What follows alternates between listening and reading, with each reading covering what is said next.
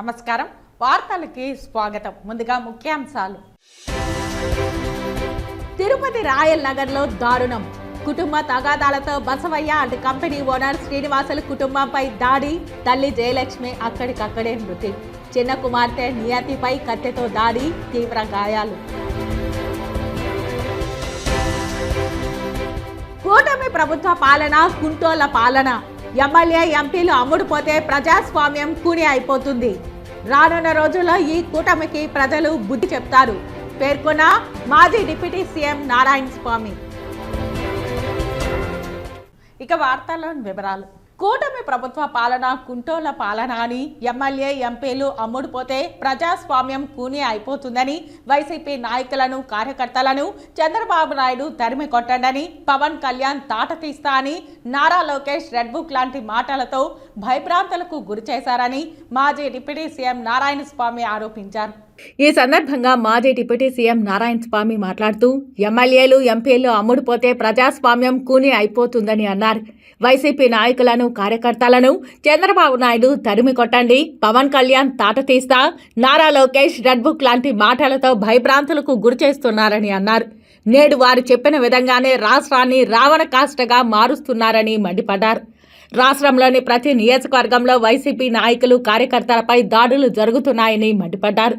ప్రధానంగా బీసీ, దళితులు, మైనారిటీలపైనే దాడులకు తెగబడుతున్నారని తెలిపారు. వైఎస్ జగన్మోహన్ రెడ్డి పాలనలో ఏనాడు కక్షపూరితంగా ప్రవర్తించలేదని, పేదలకు సంక్షేమ పథకాలు అందించి వారి అభ్యున్నతికి కృషి చేశారని తెలిపారు. చంద్రబాబు నాయుడు ప్రభుత్వంలో వినుకొండలో వైసీపీకి చెందిన రషీద్ను నడి రోడ్డుపై అత్యంత దారుణంగా టీడీపీ నాయకుడు నరికాడు. పొంగనూరులో మాజీ ఎంపీ రెడ్డప్ప ఇంటిపై దాడి చేసి కార్లు తగలబెట్టి శ్మశానాన్ని తలపించారు. రాష్ట్రంలో లా అండ్ ఆర్డర్ చేతులెత్తేశారు. డెమోక్రసీ ఫెయిల్యూర్ అయిందని, కూటమి నాయకులకు పోలీసులు తొత్తులుగా వ్యవహరిస్తున్నారని తెలిపారు. ఉద్యోగులతో మాట్లాడితే ఆరోపణలు చేస్తారా? విజయసాయిరెడ్డిపై కక్షగట్టారని, రానున్న రోజుల్లో ఈ కూటమికి ప్రజలు బుద్ధి చెప్తారని తెలిపారు. ఎందుకు ఈ విధంగా బాధపడుతున్నానంటే, ఎప్పుడు వచ్చిన తెలుగుదేశం వస్తే ఏమిటి ఈరోజు వ్యవస్థ దాదాపు 40 రోజులు అవుతున్నది. ఎక్కడ చూసినా ఎస్సీలని, దళితుల్ని, ఎస్టీలని, బీసీలని, మైనార్టీల పైన పడ్డారు. కానీ నిన్న కూడా మొన్న రషీద్ అనే అతన్ని మైనార్టీని నిలవన నరికారు. నేను మీ ద్వారా ఎందుకు చెప్తున్నా, ఎందుకు బాధపడుతున్నానంటే, పోలీస్ వ్యవస్థ, ఐపీఎస్లు, ఐఏఎస్ ఆఫీసర్లు ప్రొటెక్ట్ చేయాలి. అడ్మినిస్ట్రేషన్ ఆఫీసర్లు రాజకీయాల్లో గెలుస్తారు, వస్తారు, ప్రజాస్వామ్యంలో వస్తున్నారు. కానీ ఇంత చేసినాక ఒక ఐపీఎస్ ఆఫీసర్లు, ఒక ఐఏఎస్ ఆఫీసర్లు, పోలీసు వ్యవస్థ కూడా ప్రొటెక్ట్ చేయాలి. వాళ్ళ కండ్ల ముందరగానే నిస్సహాయంగా ఏమి చేయలేని పరిస్థితిలో ఈ పోలీసు వ్యవస్థ కూడా ఉంది. ఐఏఎస్ ఆఫీసర్లు కూడా అదేవిధంగా ఉన్నారు. ఈరోజు నేను ఇక్కడ మా నియోజకవర్గానికి బొజ్జారెడ్డిని పాతకుంటాయన, ఆయన్ని మునీంద్ర అనే అబ్బాయి ఈ విధంగా మామూలుగా పోతుంటే నరకటం, చెయ్యి ఒక వేలు అయిపోవటం, తలకాయ దెబ్బ తిరగటం. రాజంపేట ఎంపీగా ఉండే మిథున్ రెడ్డి గారు ఆ నియోజకవర్గంలో మామూలుగా ఈ గలాటాలకు అందలంటే విచారించాలని పోయాడు. నువ్వు దళితుడి ఇంటికి ఆయన ఒక ఎంపీగా పనిచేసిన మన రెడ్డప్ప ఇంటికి పోతే నీకు మన రెడ్డప్ప గారి కారుని కాల్చారు, రెడ్డప్ప గారి వెహికల్ కొట్టి శ్మశానంలో ఏ విధంగా చేస్తారో ఆ విధంగా చేశారు. వాడు అల్లుడు కార్లు డ్యామేజ్ చేశారు, మిథున కార్లు డ్యామేజ్ చేశారు. ఈరోజు ఆ జగన్మోహన్ రెడ్డిని ఎట్ట ఆడాలనో ఎట్ట ఆడించాలనో ఆడిస్తున్నాము. నిన్న రషీద్ ఏం చేశాడు, పట్టపగలే చేతులు నరికేస్తే చంపితే పోలీసు వ్యవస్థ అక్కడే ఉండి ఒక ఎస్పీ వచ్చి ఇది కక్ష అంటే పర్సనల్ కక్ష అంటే పర్సనల్గా నీకు నాకు కూడా వ్యతిరేకంగా ఉంటుంది, పర్సనల్గా ఉంటుంది, గొడవలే ఉంటుంది. పబ్లిక్లో వచ్చి నరకుతూ ఉంటే ఎస్పీలు వాళ్ళందరూ చూస్తూ ఉంటారు. తిరుపతి రాయల్ నగర్లో దారుణం చోటు చేసుకుంది. కుటుంబ తగాదాలతో బసవయ్య అండ్ కంపెనీ ఓనర్ శ్రీనివాసుల కుటుంబంపై గుర్తు తెలియని వ్యక్తి దాడికి పాల్పడ్డాడు. శ్రీనివాసుల ఇంట్లో నగలు చోరీ గురి కాలేదని, దొంగతనం కోసం నిందితుడు రాలేదని స్పష్టమవుతోందని తిరుపతి జిల్లా ఎస్పీ సుబ్బరాయుడు వెల్లడించారు. ఘటనా స్థలంలో కొన్ని ఆధారాలు దొరికాయని, సీసీ కెమెరాలను పరిశీలిస్తున్నామని, ప్రత్యక్ష సాక్షుల నుంచి వివరాలు సేకరిస్తున్నామని ఎస్పీ పేర్కొన్నారు. Basavayya and company owner Srinivasulu కుటుంబంపై దాడి చేశారు. శ్రీనివాసులు ఇంట్లో లేని సమయంలో గుర్తు తెలియని వ్యక్తి దాడి చేశారు. శ్రీనివాసులు తల్లి జయమ్మ అక్కడికక్కడే మృతి చెందగా, శ్రీనివాసులు చిన్న కుమార్తె నియాతిపై కత్తితో దాడి చేయగా ఆమెకు తీవ్ర గాయాలయ్యాయి. డ్రైవింగ్ క్లాస్కి వెళ్లి తిరిగి వచ్చిన శ్రీనివాసులు భార్య సురక్ష, పెద్ద కుమార్తె ప్రేరణపై కూడా కత్తితో దాడి చేశారు. ముగ్గురికి గాయాలు కాగా వారిని ఆసుపత్రికి తరలించారు. దాడి చేసిన తర్వాత బుర్కాలో తప్పించుకున్నాడు నిందితుడు. పోలీసులు ఘటనా స్థలానికి చేరుకొని విచారిస్తున్నారు. శ్రీనివాసరావు 50 ఇయర్స్, ఆయన శానిటరీ వేర్ బిజినెస్ చేస్తాడు. ఈ ఇంటి ఓనరు, వాళ్ళ మదరు, భార్య, ఇద్దరు అమ్మాయిలు ఉంటారు. సో భార్య అండ్ పెద్దమ్మాయి బయటకు వెళ్ళింది. చిన్నమ్మాయి తర్వాత మదరు పైన ఉన్నారు. సెకండ్ ఫ్లోర్లో మదరు, ఫస్ట్ ఫ్లోర్లో పాప ఉంది, చిన్న పాప. ఒక సస్పెక్టెడ్ పర్సన్ పైకి వెళ్ళి వాళ్ళ అమ్మని స్మదర్ చేసి చంపడం జరిగింది. అదే ముసలామె 70 ఇయర్స్ లేడీని చంపడం జరిగింది. అట్ ద సేమ్ టైం చిన్న పాపకి ఇంజరీ చేయడం జరిగింది. సో మా నెక్స్ట్ అమ్మాయి మదరు తర్వాత వాళ్ళ సిస్టర్ ఇద్దరు వచ్చినప్పుడే వాడి కిందికి వెళ్ళిపోవడం జరిగింది. సో ఇది కొన్ని క్లూస్ ఉన్నాయి. ఇన్వెస్టిగేషన్లో ఉంది case. Definitely will conclude the case. Just Chinnababu కూడా దాడి జరిగింది. కారణం ఇంకా it is investigation. Just definitely will conclude the case. ఈ దారిలోనే వెళ్తాం. We have some clues. ఏం లేవు, అలాంటివి ఏం లేవు. ఎటువంటి పెద్దమ్మ యొక్క మెడలో ఉన్న గొలుసులు కానీ ఏవి తీసుకెళ్ళలేదు. It is not property related case. డెఫినెట్గా విల్ ఎలిసిట్ ద ట్రూత్. ఏమండి? లేదండి, ఇంకా లేదు. చూస్తాం, వెరిఫై చేస్తాం. వాళ్ళని పూర్తిగా విచారించినాక తగిన ఇన్వెస్టిగేషన్ పూర్తిగా కంక్లూడ్ చేస్తాం జరుగుతుంది. ఓకే. మాత్రం ఒకటే అన్న, ఒకడే వెళ్ళాడు. బండిలో వాళ్ళ బండి తీసుకెళ్ళి వాడే ఫాస్ట్గా వెళ్ళిపోయాడు. అది ఇంట్లో ఎంతమంది ఉన్నారు మామూలుగా? వాళ్ళు 5 మెంబర్స్ ఉంటారన్న. 2 అమ్మాయిలు, వాళ్ళ పెద్ద అమ్మ ఒకటి, వైఫ్ అండ్ హస్బెండ్. టైం ఎంత? కరెక్ట్గా 6:10, 6:20 ఏంటందన్న, 6:30 లోపలే కరెక్ట్గా. వాళ్ళ బైకే తీసుకెళ్ళిపోయాడు. వాళ్ళ బైకే తీసుకెళ్ళి. ఎట్లుంది అతను? అంటే మొత్తం కవర్ చేసుకున్నాను. వాడు మనిషి గుర్తుపట్టకుండా ఉందన్నమాట. అది విషయం. ఎంత ఏజ్ ఉంటుందన్నా? అంటే 30-35 ఉంటుందంట. అప్పుడు వాళ్ళు వెళ్ళినాక మాకు అరుపులు, వీళ్ళు పైకి వెళ్ళారు బీగం తీసుకొని. అంటే అప్పటికే ఇన్సిడెంట్ జరిగినట్టుంది. దాన్ని చూసి వీళ్ళు భయపడే ఓ నడిచే కొద్దికి నేను అక్కడికి వెళ్ళాను. అక్కడికి వెళ్ళే కొద్దికి అప్పటికే వాళ్ళు బీగాలు తీసుకుని వాడు దిగుతున్నాడు ఫాస్ట్గా. అప్పుడు కూడా వాళ్ళు దొంగ అనలేదు, కానీ కీస్ అంటున్నారే కానీ దొంగ అనలే వాళ్ళు. కింద గేట్ లాక్ వేసి ఉన్నారు.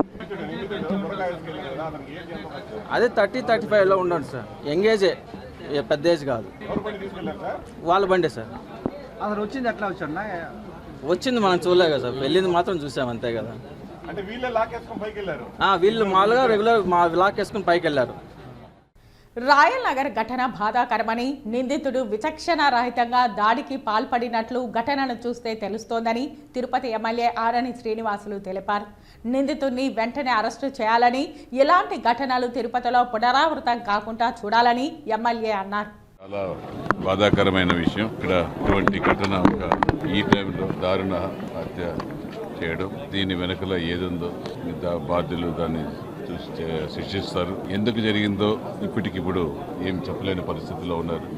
ఏదేమైనా ఒకరు చనిపోవడం, ఇంకొకరు సీరియస్గా ఉండడం, హాస్పిటల్లో అడ్మిట్ అవ్వడం చాలా బాధాకర. కుటుంబ సభ్యులకు ప్రగాఢ సానుభూతిని కూడా జనసేన పార్టీ ఎమ్మెల్యేగా, అదేవిధంగా తెలుగుదేశం పార్టీ రాష్ట్ర సంయుక్త కార్యదర్శి పెద్దప్ప గారు, మన పోలకల మల్లి గారు, ఇక జనసేన పార్టీ పట్టణ అధ్యక్షులు రాజారెడ్డి గారు అందరూ కూడా వచ్చి వాళ్ళ కుటుంబానికి ప్రగాఢ సానుభూతి తెలపడం జరిగింది. ఖచ్చితంగా కూడా దోషుల్ని ఎవరైతే ఈ తప్పు చేశాడో, ఎందుకు చేశాడో అనేది కూడా అర్థం కాని పరిస్థితుల్లో ఇప్పటికిప్పుడు ఉంది. ఖచ్చితంగా కూడా దోషుల్ని ప్రభుత్వం పట్టుకుంటుంది. పోలీసు అధికారులు ఇప్పటికే దీనిపైన ఎస్పీ గారు కూడా రావడం, దీనిపైన స్పందించడం, వెంటనే ఎస్పీ గారు కూడా దీనిపైన యాక్షన్ తీసుకోవడం జరుగుతుంది. ఖచ్చితంగా పోలీసు ఎంత తొందరగా హత్య చేశారో వాళ్ళని పట్టుకునే బాధ్యత తీసుకోవాలని కూడా నేను కూడా పోలీసు అధికారులు కోరుకుంటున్నాను. ఖచ్చితంగా చేస్తారనేది కూడా నమ్మకం ఉందనేసి కూడా తెలియజేస్తున్నాను. చంద్రగిరి ఎమ్మెల్యే పులివర్తి నానిపై మాజీ ఎమ్మెల్యే చెవిరెడ్డి భాస్కర్ రెడ్డి మండిపడ్డారు. గడిచిన 5 ఏళ్లలో చంద్రగిరి ప్రజలను ఎంతో ఆదుకున్నారని, ఇవాళ ముసుగులో వచ్చి మా పార్టీ వారిని కొడుతున్నారని, వైసీపీ కార్యకర్తల జోలికి వస్తే ఎవరిని వదిలిపెట్టనని, వడ్డీతో కలిపి తిరిగి చెల్లిస్తానని సహనంతో ఉన్నాను తప్ప చేతగాక కాదని చెవిరెడ్డి హెచ్చరించారు. ఈ సందర్భంగా మాజీ ఎమ్మెల్యే చెవిరెడ్డి భాస్కర్ రెడ్డి మాట్లాడుతూ, నాడు నేను సహకరించడం వల్లే ఎమ్మెల్యే నానికి చెందిన 2 క్వారీలు సజావుగా నడిచాయని పేర్కొన్నారు. ఎమ్మెల్యే నానికి చెందిన క్వారీలపై అధికారులు దాడులు జరపకుండా నేనే ఆపానని తెలిపారు. నేను నాటి మంత్రి పెద్దిరెడ్డి నీ వ్యాపారాల జోలికి రాలేదు. వ్యాపారాలు వేరు, రాజకీయాలు వేరుగా మేం భావించాం. నాని నాపై చేస్తున్న తప్పుడు ఫిర్యాదులను చంద్రబాబు, లోకేష్ గుడ్డిగా నమ్ముతున్నారు. చంద్రబాబు దగ్గర మార్కులు కొట్టడం కోసం లేనిపోనివి చెబుతున్నారు. ఫలితాలకు ముందు తనపై హత్యాయత్నం పేరిట నాని ఆడిన డ్రామాల వల్ల చాలా మంది అమాయక పోలీసుల ఉద్యోగాలు కోల్పోయి రోడ్డున పడ్డారు. ఇప్పుడు నేను అవినీతికి పాల్పడి ఉంటే విచారణ జరపాలని డిమాండ్ చేశారు. నేను ఓడిపోయి ఉండవచ్చు, కానీ రాజకీయంగా దిగజారను అని తెలిపారు. పల్లెల్లో చిచ్చు పెడుతున్నారు. అక్కడ వైసీపీ కార్యకర్తల జోలికి వస్తే ఎవరిని వదిలిపెట్టను. వడ్డీతో కలిపి తిరిగి చెల్లిస్తాను. సహనంతో ఉన్నాను తప్ప చేతకాక కాదు అని పేర్కొన్నారు. 5 సంవత్సరాల చంద్రగిరి నియోజకవర్గంలో ఒక ప్రశాంతమైన చంద్రగిరిగా తయారు చేయడానికి నా మనసా వాచ కర్మన నేను ప్రయత్నం చేశానని ధైర్యంగా చెప్పగలుగుతాను. అదే రకంగా ఎవరైతే గతంలో ఉద్యోగాల్లో ఉన్నారో 2019లో ఫీల్డ్ అసిస్టెంట్లు కావచ్చు, సంఘమిత్రాలు కావచ్చు, రేషన్ షాప్ డీలర్లు కావచ్చు, నేను నాకు గుర్తున్న మేరకు ఒక్కరంటే ఒక్కరిని కూడా తొలగించే ప్రయత్నం నేను ఎప్పుడు కూడా చేయలేదని కూడా చెప్తాను. ఎవరు నా దగ్గరికి తెస్తే నిజంగా తప్పు చేసి ఎవడన్నా ఒకరు ఉంటే అధికారులు తీసుకున్న చర్య వాళ్ళు తప్ప ఒక్క మనిషినంటే ఒక్క మనిషిని నాకు గుర్తున్న మేరకు ఫీల్డ్ అసిస్టెంట్ను, సంఘమిత్రను, రేషన్ షాపులో తొలగించే ప్రయత్నం ఏ రోజు చేయలేదనే విషయాన్ని కూడా మీ ద్వారా తెలియజేసుకుంటున్నా. మీ ద్వారా నానిగారిని అడుగుతున్నారు. నానిగారు చెప్తున్నారు వైఎస్ఆర్ చీపీ అనే వాళ్ళని ముసుగులేసి కొట్టమంటున్నారు. ముసుగులేసి కొడుతున్నారు. వీళ్ళు ముసుగులేసుకొచ్చి కొడుతున్నారు. అది మరీ ఇక్కడ లేనటువంటి సంస్కృతి అది. ఆ చెంటి అనే అతన్ని పాకాల్లో ముసుగులేసిపోయి కత్తులతో పొడిచారు. బుచ్చిరెడ్డి గారు కొడుకునే అవినాశనే చేతి మీద అంతా ముసుగులేసిపోయి కొట్టారు. నేను వంశీ అనే అతన్ని ముసుగులేసిపోయి చిట్టేశ్వరలో కొట్టారు. ఆ రోజు చిన్నగొట్టుకులు ఇర్సాద్ అనే అతన్ని ముసుగేసుకుపోయి కొట్టారు. ఇదేం సంస్కృతో నాకు అర్థం కాదు. సాక్షాత్ నేనే ఈరోజు ఈ మాట తప్పనిసరి చెప్పాల్సి వస్తుంది. తప్పనిసరిగా చెప్పి తీరాల్సి వస్తుంది. ఎందుకంటే వైఎస్ఆర్సీపీ వాళ్ళ మీద చాలా మంది తెలుగుదేశం వాళ్ళు రెచ్చగొట్టి పల్లెల్లో గొడవలు చేసి ఏదో జరిగిపోతుందని నేను పోరాటం చేస్తున్నాను చెప్పుకోవడానికి ప్రయత్నం చేస్తూ సామాన్యులను బలి చేస్తున్నావు. కాబట్టి నీ వ్యక్తిత్వం కూడా ప్రజలకు తెలియాలి, నీ పార్టీ వ్యక్తులకు కూడా తెలియాలి. సాక్షాత్ నీ క్వారీ కాడికి ఏడి మైండ్స్ వస్తున్నారు రెగ్యులర్ ఇన్స్పెక్షన్లో, మామూలు ఇన్స్పెక్షన్కి మూయడానికి కాదు, ఇన్స్పెక్షన్కి వస్తున్నారంటే వెంటనే నాన్నగారు మీరు నాతో మాట్లాడలేదని అడుగుతున్నా. ఆర్టీవీ ప్రసాద్ అంటే నీ బంధువుల ద్వారా నాతో మాట్లాడలేదని అడుగుతున్నా. నా ద్వారా నువ్వు డిఎంజీ మైన్స్ చెప్పించుకోలేదని అడుగుతున్నా. 5 సంవత్సరాలు నిరాటంకంగా నీ ప్రియా ట్రాన్స్పోర్ట్ జరిగిందంటే నేను ఇబ్బంది పెట్టాలనుకుంటే నువ్వు నడపగలుగుంటావా అని అడుగుతున్నా. స్టోన్ పాలిసింగ్ ఇండస్ట్రీ ఉంది నీకు చిత్తూరులో. నీ స్టోన్ పాలిసింగ్ ఇండస్ట్రీ నువ్వు కరెంటు బకాయిలు కూడా శుభ్రంగా కట్ల. పెద్దిరెడ్డి గారే విద్యుత్ శాఖ మంత్రి. నీ కరెంటు బకాయిలు కట్టకపోయినా నీ ఫ్యాక్టరీ ఎప్పుడైనా ఒకరోజు మూసారా అని అడుగుతున్నా. అపోజిషన్లో ఆప్యాయతగా, ఆత్మీయతగా, మాతో చాలా అనుబంధంగా పెద్దిరెడ్డి గారితో కావచ్చు, అప్పుడప్పుడు నాతో కావచ్చు, నువ్వు అనుబంధంగా, ఆత్మీయతగా, జాగ్రత్తగా మెయింటైన్ చేస్తూ నీకు ఏ చిన్న లోటు లేకుండా, ఏ చిన్న ఇబ్బందులు రాకుండా, నీకు నీ కుటుంబానికి నీ వ్యాపారాలకు ఇబ్బంది రాకుండా పెద్దిరెడ్డి గారిని పూర్తి స్థాయిలో అవసరం ఉన్నప్పుడు చెవిరెడ్డి భాస్కర్ రెడ్డిని కూడా వాడుకున్న వ్యక్తివి నువ్వు కాదని అడుగుతున్నా. నేను వెంకటేశ్వర సాక్షిగా చెప్తున్నా. మీరు ఎవడైతే ఎవరో దెబ్బలు తిన్నారో ఆ దెబ్బలు తినే వ్యక్తే గౌరవంగా తలెత్తుకుని వాళ్ళ ఇంటి దగ్గరికి వెళ్ళి చర్యక ప్రతిచర్య దెబ్బతిన్న వ్యక్తే, అన్యాయం జరిగిన వ్యక్తే, అన్యాయం కాబట్టే వ్యక్తే రేపు యాక్ట్ చేసేలాగా అండగా నిలుస్తా. ఆ ఊరిపై నేనే నిలబడుకుంటా. ఒక వ్యక్తి యొక్క పదవీకాంక్షతో, ఒక వ్యక్తి యొక్క రాజకీయంగా ఒక వ్యక్తిని విలనగా చూపిస్తే లబ్ధి పొందడం కోసం చేస్తున్నటువంటి ఈ చర్యలు నేను క్షమించిన, ప్రజలు క్షమించిన, దేవుడు క్షమించడు, నేచర్ అసలు క్షమించదని కూడా, ప్రకృతి అసలు క్షమించదని కూడా మీ ద్వారా తెలియజేస్తూ నమస్కరిస్తూ సెలవు. చిత్తూరు జిల్లా పొంగనూరులో నిన్న ఉదయం నుంచి సాయంత్రం వరకు అల్లర్లు జరిగిన విషయం తెలిసిందే. ఈ నేపథ్యంలో చిత్తూరు జిల్లా ఎస్పీ మణికంఠ చందోల్ ఆదేశాల మేరకు నియోజకవర్గం వ్యాప్తంగా 144 సెక్షన్ అమలు చేస్తున్నామని పొంగనూరు అర్బన్ సిఐ జయరాం నాయక్ వెల్లడించారు. ఈ నేపథ్యంలో చిత్తూరు జిల్లా ఎస్పీ మణికంఠ చందోల్ ఆదేశాల మేరకు నియోజకవర్గ వ్యాప్తంగా 144 సెక్షన్ అమలు చేస్తున్నామని పుంగనూరు అర్బన్ సిఐ జయరాం నాయక్ వెల్లడించారు. ఈ నెల 28వ తేదీ ఎటువంటి ర్యాలీలు, ధర్నాలు నిర్వహించరాదని ఆదేశించారు. రోడ్లపై ప్రజలు గుమికూడరాదని హెచ్చరించారు. 18/7/24వ తేదీ జరిగిన గొడవల కారణంగా శ్రీ చిత్తూరు జిల్లా కలెక్టర్ గారు పుంగనూరు నియోజకవర్గంలో 144 సిఆర్పిసి సెక్షన్ అమలు చేయవలసిందిగా ఉత్తర్వులు జారీ చేస్తున్నారు. కావున ప్రజలు 18/7/24 నుంచి 28/7/24 వరకు ఎటువంటి ర్యాలీలు, ధర్నాలు, గుంపులుగా తిరగరాదు. అట్లా ప్రవర్తించిన ఎడల చట్టపరమైన చర్యలు తీసుకొనబడ్డు. చంద్రగిరి మండలం కొటాల జగనన్న హౌసింగ్ కాలనీ పరిసర ప్రాంతాలలో చిరుత పోలీస్ సంచరిస్తున్నదని, దానిని బంధించడానికి అటవీ శాఖ, పోలీస్ శాఖ అధికారులు సంయుక్తంగా కృషి చేస్తున్నట్లు జిల్లా అటవీ శాఖ అధికారి సతీష్ రెడ్డి తెలిపారు. అప్పటి వరకు ప్రజలు అప్రమత్తంగా ఉండాలని సూచించారు. తిరుపతి జిల్లా చంద్రగిరి మండలం కొటాల గ్రామంలో శుక్రవారం ఏర్పాటు చేసిన విలేకరుల సమావేశంలో జిల్లా అటవీ శాఖ అధికారి సతీష్ రెడ్డి మాట్లాడారు. 2 రోజుల క్రితం కొటాల సమీపంలోని జగనన్న హౌసింగ్ కాలనీ పరిసర ప్రాంతాలలో చిరుత పులి సంచరిస్తుందని గ్రామ ప్రజలు సెల్ ఫోన్లో వీడియోలు చిత్రీకరించి ఫిర్యాదు చేయడం జరిగిందన్నారు. వెంటనే అటవీ శాఖ సిబ్బంది ఆ ప్రాంతాన్ని డ్రోన్ కెమెరాల ద్వారా పరిశీలించడం జరిగిందన్నారు. అయితే ప్రస్తుతం చిరుత కదలికలు కనిపించడం లేదని అన్నారు. చిరుత ఇతర ప్రాంతాలకు వెళ్లి ఉండవచ్చునని, ప్రజలు సమీప అడవుల్లోకి పశువులను తోలుకొని వెళ్లడం వంటివి చేయరాదని చెప్పారు. అదేవిధంగా రాత్రి సమయాల్లో కూడా ప్రజలు ఒంటరిగా తిరగడం మంచిది కాదన్నారు. అటవీ శాఖ అధికారులు, పోలీసు అధికారులు కలిసి చిరుత సంచరించిన ప్రాంతంలో గస్తీ ఏర్పాటు చేశామని, చిరుతను గుర్తించి బంధించేంత వరకు ప్రజలు అప్రమత్తంగా ఉండాలని సూచించారు. అంటే 18వ తారీఖు దాని సంచారం తెలియలేదు, ఎక్కడ దాని జాడ అనేది. దాని జాడని గాలించడం కోసం, మానిటర్ చేయడం కోసం అక్కడ డ్రోన్ ని కూడా ఫ్లై చేశాము. అట్లాగే కెమెరా ట్రాప్స్ ని కూడా మనం అక్కడ డిప్లాయ్ చేసి చూసాము. ఆ ఏరియాలో అయితే ఇప్పుడు నిన్న నైట్ వరకు వచ్చినటువంటి ఇమేజెస్ లో ఎక్కడా కూడా క్యాప్చర్ అవ్వలేదు. సో అది ఇంకెక్కడికైనా వెళ్ళి ఉంటుందని భావిస్తున్నాము. సో దీనికి పోలీస్ డిపార్ట్మెంట్ సైడ్ నుంచి, ఫారెస్ట్ డిపార్ట్మెంట్ సైడ్ నుంచి కూడా ఒక 5+5 10 మెంబర్స్ ని డే టైంలో ఒక 10 మెంబర్స్, నైట్ టైం ఒక 10 మెంబర్స్ అందరూ కూడా ఒక టాస్క్ ఫోర్స్ లాగా కన్స్టిట్యూట్ చేసి ఈ చుట్టుపక్కల ఉన్నటువంటి విలేజెస్, ఈ ప్రాంతాల్లో గస్తీ లాగా నిర్వహిస్తూ ఉంటారు. అండ్ లోకల్ వాళ్ళకి అష్యూరెన్స్ ఇవ్వడం కోసం ఈ విధంగా చేస్తున్నాము. ఈ విషయం మీద మన కలెక్టర్ గారు కూడా 2-3 టైమ్స్ మాట్లాడారు. ఈ ఏమేమి అవేర్నెస్ అనేది క్రియేట్ చేయమని చెప్పడం జరిగింది బాగా పబ్లిక్ కి. సో ఆల్రెడీ మన వాళ్ళు ఫారెస్ట్ డిపార్ట్మెంట్ స్టాఫ్ ఇక్కడ మేకలు కాసే వాళ్ళు ఎవరైతే ఉంటారో, పశువుల కాపర్లు, తర్వాత అడవిలోకి వెళ్లే వాళ్ళు, ఇట్లాంటి వాళ్ళందరినీ కూడా వెళ్ళొద్దని చెప్పి హెచ్చరించడం జరిగింది. అట్లాగే పబ్లిక్ ని పానిక్ అవ్వకుండా ఈవినింగ్ టైమ్స్ లో తగిన జాగ్రత్తలు తీసుకొని బయటకు రాకుండా ఉండడం, ఒంటరిగా తిరగడం ఇలాంటివి చేయొద్దని చెప్పడం జరిగింది.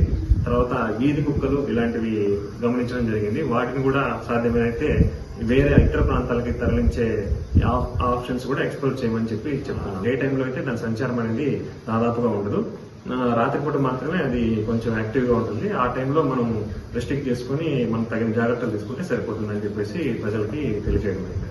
గతంలో ఎప్పుడైనా ఇలాంటివి ఏమన్నా? గతంలో అంటే ఈ ప్రాంతంలో మనకి ఇదే ఫస్ట్ టైం అని చెప్తున్నారు స్థానికులు కూడా. కానీ మన బాకరాపేట సైడ్ కానీ, తర్వాత ఫారెస్ట్ ఏరియాస్ లో, ఎందుకంటే అది అడవిలోనే నివాసం ఉంటాయి కాబట్టి వాటి సంచారం అనేది ఉంటుంది. కాకపోతే ఈ పబ్లిక్ ప్లేసెస్ కి ఇంత దగ్గరగా అనేది ఎప్పుడు రాలేదు. సో ఇది కూడా ఏంటంటే ఫారెస్ట్ లోనే ఉండేది. కాకపోతే మనకి దాన్ని ఆనుకునే ఈ హౌసింగ్ లేఅవుట్ అనేది కొత్తగా రావడం వల్ల అది బాగా దగ్గరగా కనిపించడం అనేది జరిగింది. దానివల్ల కొంచెం పానిక్ అయ్యారు. ఊళ్ళలోకి అయితే వచ్చినట్టుగా మనకి ఎక్కడ కూడా కంప్లైంట్స్ లేవు. ఎప్పుడైనా రేర్ గా ఎలిఫెంట్స్ అనేవి వస్తూ పోతూ ఉంటాయి తప్ప ఏవి కూడా వచ్చి ఊళ్ళల్లో ఇబ్బంది పెట్టినటువంటి పరిస్థితి ఇప్పటి వరకు లేదండి. ఫస్ట్ టైం ఇది చూస్తున్నాము, అబ్జర్వ్ చేస్తున్నాము, దాన్ని మానిటర్ చేస్తున్నాము సిచ్యువేషన్. Thank you. చిత్తూరు జిల్లా కార్వేటి నగరం మండల కేంద్రంలోని ద్రౌపది ధర్మరాజుల తిరునాళ్లలో భాగంగా శుక్రవారం ఉదయం స్వామివారికి ప్రత్యేక పూజలు, అభిషేకాలు నిర్వహించారు. ఆలయ ఆవరణంలో నిర్వహించిన అర్జున తపస్సు భక్తులను ఎంతగానో ఆకట్టుకుంది. సంతానం లేని మహిళలు తపస్సు వద్దకు చేరి సాష్టాంగ నమస్కారాలు చేసి మొక్కులు తీర్చుకున్నారు. అర్జున వేషధారుడు మెట్టు మెట్టుకు చరణాలతో భక్తులను అలరింపజేశాడు. తపస్సు మాన నుంచి చెల్లిన నిమ్మకాయల కోసం సంతానం లేనివారు మహిళలు భారీగా పోటెత్తారు. అర్జున తపస్సును వీక్షించడానికి మండల నలుమూలల నుంచి భారీగా భక్తులు విచ్చేశారు.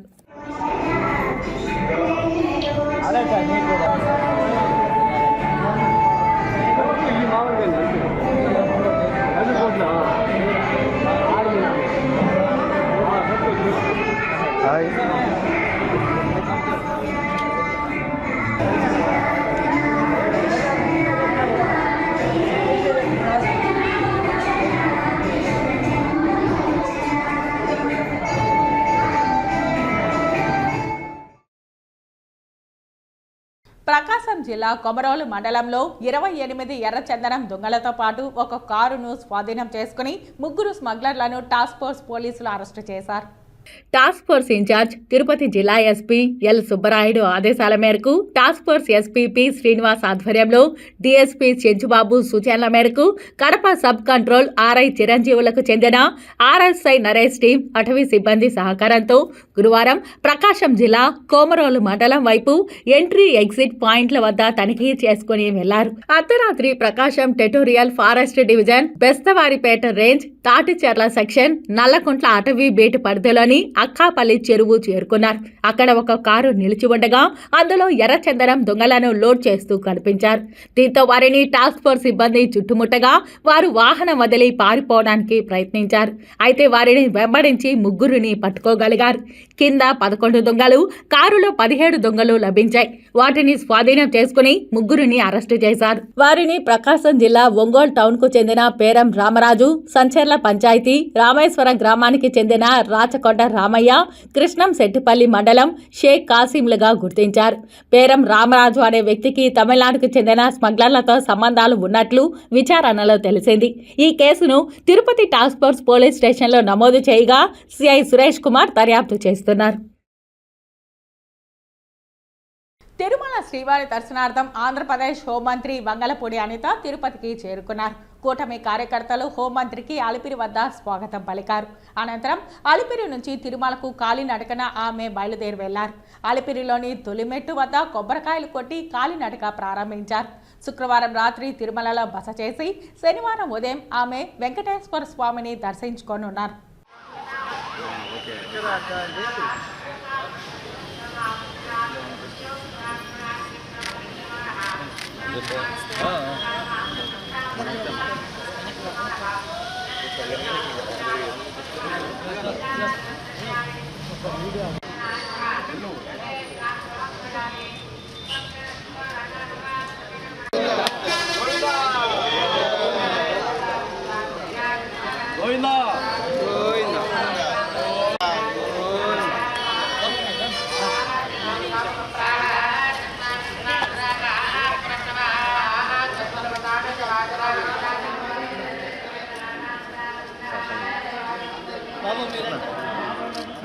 మళ్ళీ చేస్తాను.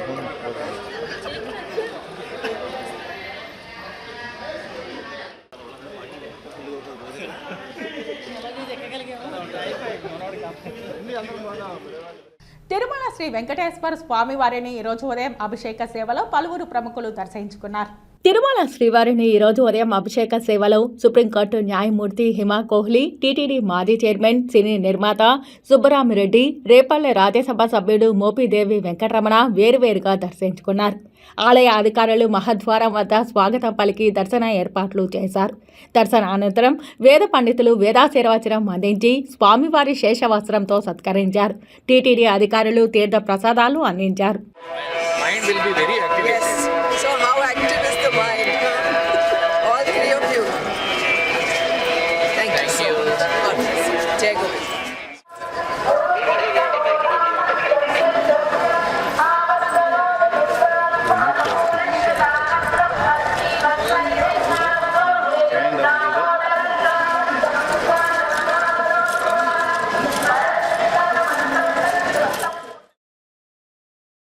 వార్తలు ముగించే ముందు ముఖ్యాంశాలు మరోసారి.